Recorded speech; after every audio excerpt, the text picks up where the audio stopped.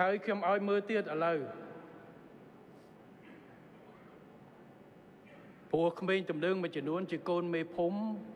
អ្នកមានតួនាទីមេអី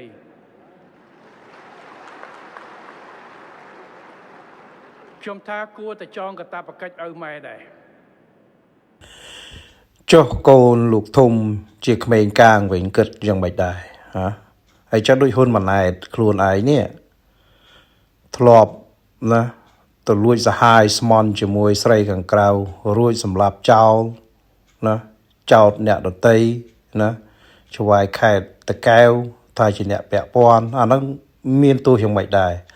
ហ៊ុនម៉ាណីប្អូនរបស់ខ្លួនឯងហ្នឹងរំលោភខ្សែសន្តិវៈប្រើហិង្សាលើរូបរាងកាយស្ត្រីទាំងខ្លួនមានប្រពន្ធហើយកោក្នុងច្បាប់ឯកពន្ធភាពចាអាហ្នឹងមានទោសយ៉ាងម៉េចដែរ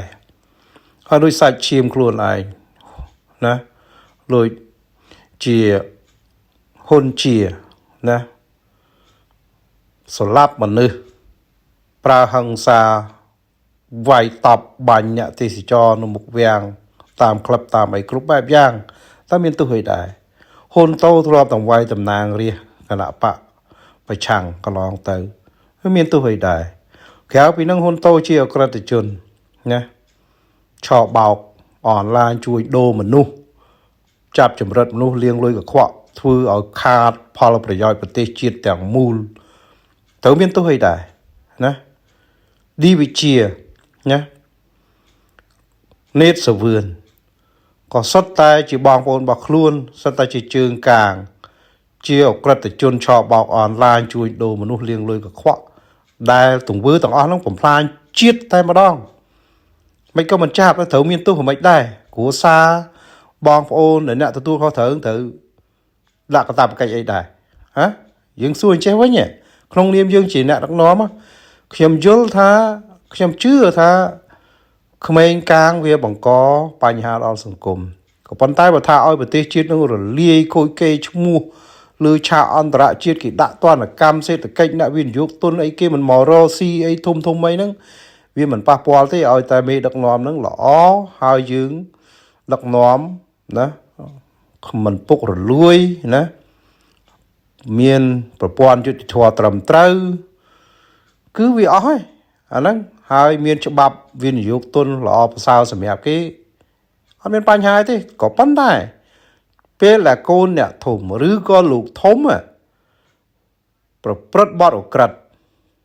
ណាគឺវាបំផ្លាញផលប្រយោជន៍ប្រទេសជាតិធ្វើឲ្យអន្តរជាតិគេថ្កោលទោសគេដាក់ទោសគេដាក់ទណ្ឌកម្មណាធ្វើខាតប្រយោជន៍ប្រទេសជាតិទាំងមូលតែម្ដងណាអាហ្នឹងដែលយើងត្រូវគិតហើយត្រូវដាក់ទោសយ៉ាងម៉េចនិយាយទៅខ្ញុំចង់ឃើញមេដឹកនាំខ្មែរមិនថាបកណាស្វ័យត្បិតតែខ្ញុំជាអ្នកប្រឆាំងក៏ដោយក៏ប៉ុន្តែខ្ញុំចង់ឃើញអ្នកដែលមកដឹកនាំប្រទេសហ្នឹងគិតផលប្រយោជន៍ប្រទេសជាតិហ្នឹងជាធំឲ្យមានមនសិការជាតិហ្នឹងជាធំឲ្យមានទំនួលខុសត្រូវហ្នឹងជាធំហើយត្រូវយកច្បាប់មកដឹកនាំជាមូលដ្ឋានការពារផលប្រយោជន៍ប្រទេសជាតិហ្នឹងជាអតិភិបហើយមិនត្រូវឲ្យបុគ្គលណាទោះកូនអ្នកតូចក្តីកូនអ្នកធំក៏ដោយត្រូវតែមានសិទ្ធិណាស្មើគ្នាចំពោះមុខច្បាប់ហើយយុត្តិធម៌ត្រូវតែសម្រាប់អ្នកទាំងអស់គ្នាហើយច្បាប់ត្រូវតែអនុវត្តសម្រាប់អ្នកទាំងអស់គ្នាអាហ្នឹងដែលខ្ញុំចង់បានមិនមែននិយាយឲ្យតែលឺឲ្យតែពីរោះប្រោកប្រាជ្ញដើម្បីបោកប្រាស់ប្រជាជនសម្រាប់ផលប្រយោជន៍នយោបាយដូចហ៊ុនម៉ាណែតអញ្ចឹងទេគឺអត់ត្រឹមត្រូវទេខ្ញុំអត់គាំទ្រទេបាទ